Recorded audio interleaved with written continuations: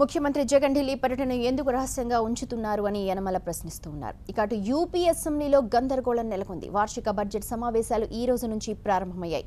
Governor Anandiben Patel ప్రసంగం నేపథ్యంలో అసెంబ్లీలో ప్రతిపక్షాలు నిరసనకు దిగాయి. ప్రభుత్వానికి వ్యతిరేకంగా నినాదాలు చేశారు ప్రతిపక్ష సభ్యులు. రైతులను ప్రభుత్వం పట్టించుకోవడం లేదంటూ ఆగ్రహం వ్యక్తం చేశారు. గవర్నర్ ప్రసంగానికి పదే పదే అడ్డుపడ్డారు.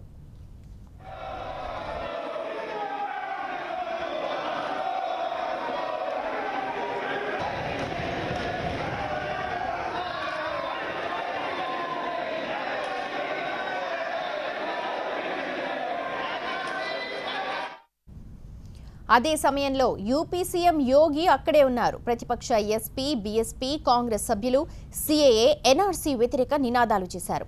ప్రభుత్వం అన్యాయంగా ఎన్ఆర్సీని అమలు చేస్తోందంటూ మండిపడ్డారు. దీంతో గవర్నర్ ప్రసంగాన్ని త్వరగా ముగించేసి వెళ్లిపోయారు.